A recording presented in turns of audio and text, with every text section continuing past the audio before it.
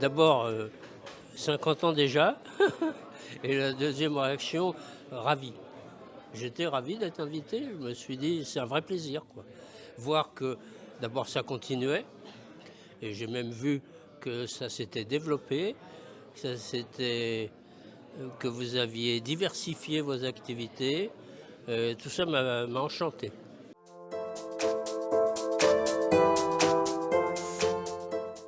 Alors, la franchise m'oblige à dire que notre premier objectif, c'était de manger. Et ça nous a pris environ 2 ans d'arriver à trouver un équilibre. À partir de là, on s'est donné des objectifs. Mais notre premier objectif était très rustique. Et si je ne le disais pas comme ça, je mentirais. Et après, on s'est donné des objectifs et c'est justement été le développement le plus possible des enquêtes qui, à l'époque, était quelque chose de totalement nouveau dans les entreprises.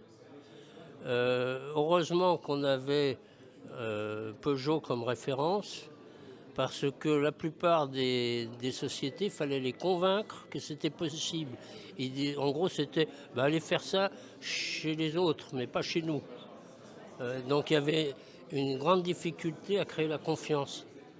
Bon, ça nous a pris quelques années. Après, bon, le bouche à oreille a été le vecteur de loin le plus efficace.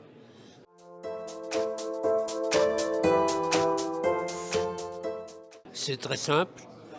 Quand on a créé Pragma, il y avait 5 garçons et une fille. Aujourd'hui, heureusement, c'est beaucoup plus équilibré, c'est bien sympathique. En plus, j'ai trouvé qu'elles avaient l'air plutôt sympas. Donc c'est un grand plaisir de voir qu'en effet, ce n'est plus une affaire d'hommes. Il y avait que des hommes là-dedans, en gros.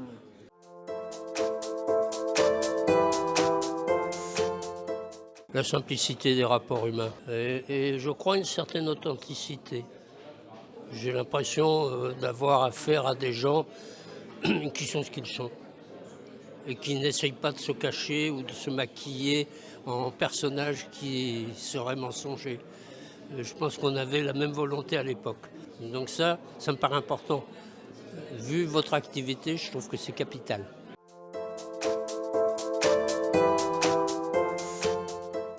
Oui, quand même, j'en ai un, que vous soyez un petit peu plus internationaux. Ça a été un rêve que j'avais, que j'ai mal concrétisé, mais j'ai toujours le même rêve. Et si je vous voyais vous développer à l'étranger, je serais heureux comme tout. Pourquoi? Parce que je crois à la fructification mutuelle des cultures. J'ai plus appris en allant au Brésil. J'ai travaillé beaucoup en Argentine, mais on a eu une mission au Brésil où j'ai appris beaucoup de choses. La première, c'est que quand je suis arrivé, le patron est venu me chercher à São Paulo. Il y avait 900 km à faire pour aller jusqu'à l'usine. Au bout de 400 km d'autoroute, on est arrivé sur une piste. Il m'a dit ça, c'est le Brésil, vous voyez, on fera ça plus tard, la suite.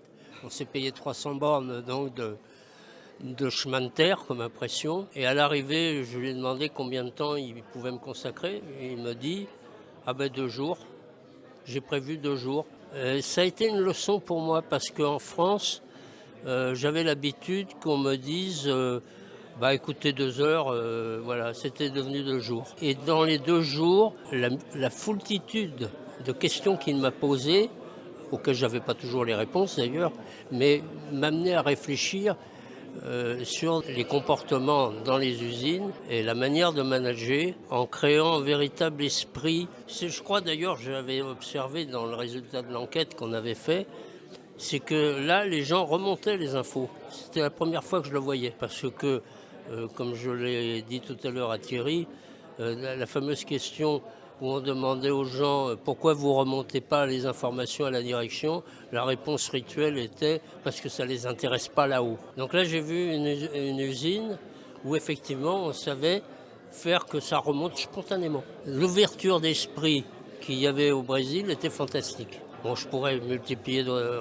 parler d'autres exemples dans d'autres pays, mais j'ai trouvé que chaque fois que nous avons eu la chance de pouvoir travailler dans un pays autre que la France, on a appris beaucoup de choses.